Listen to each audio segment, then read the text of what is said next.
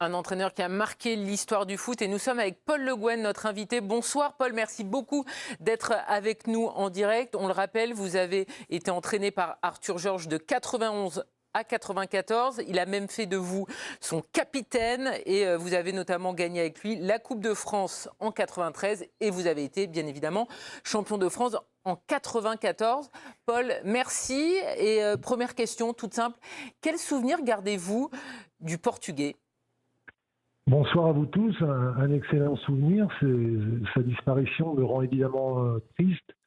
Il m'a fait progresser, il a fait progresser le club, il a beaucoup apporté à notre parcours.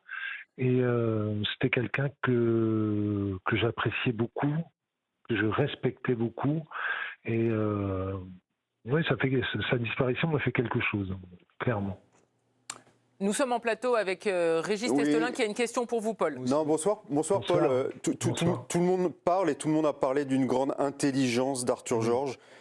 Qu'est-ce qui se cache derrière cette intelligence ?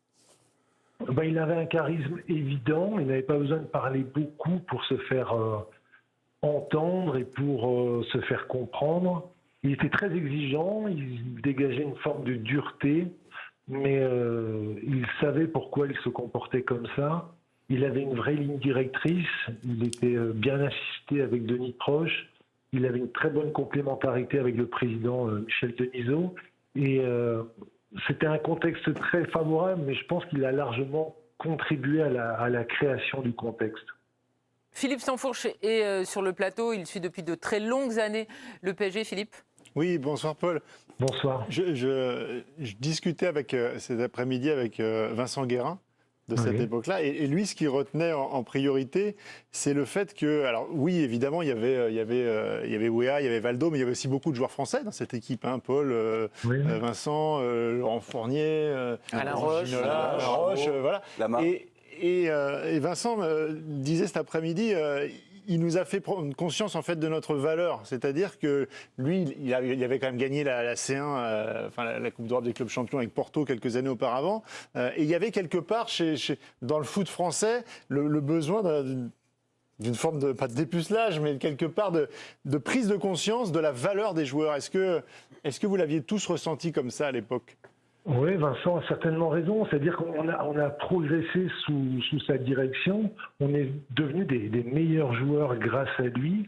Et c'est incontestable.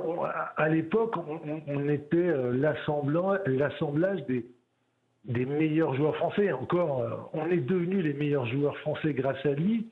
Et l'équipe est devenue une très bonne équipe sous sa direction et grâce à lui.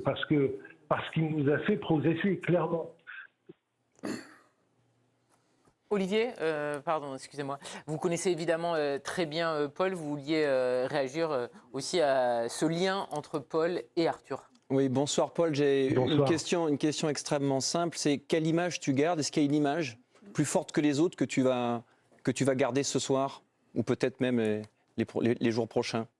Une image. Moi, c'est sans doute les derniers regards que nous avons eus. Il a tout le temps été dans l'exigence, presque dans la dureté, je le disais tout à l'heure.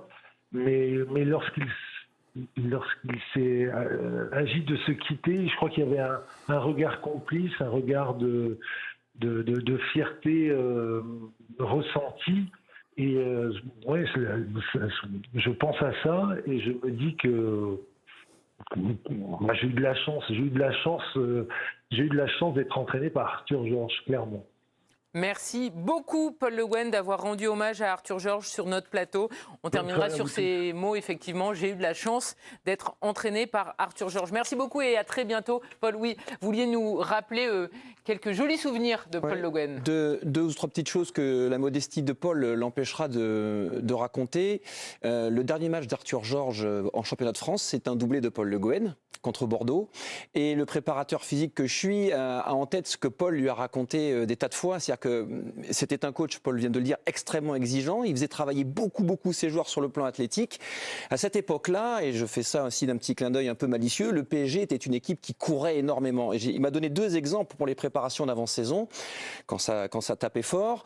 Il était capable de demander à ses joueurs de faire des longueurs pendant 35, 40 ou 45 minutes pour les tester physiquement, pour voir qui avait la caisse, bien sûr, mais aussi pour voir qui encaissait la charge mentale, qui commençait à râler, qui commençait à gratter 5 ou 6 mètres par là. Donc il les testait aussi. Et des entraînements en camp d'entraînement en Suède, pour être précis, où la configuration des terrains était particulière, c'est-à-dire qu'il y avait 4 terrains qui se touchaient les uns les autres, sans barrière de protection, sans main courante.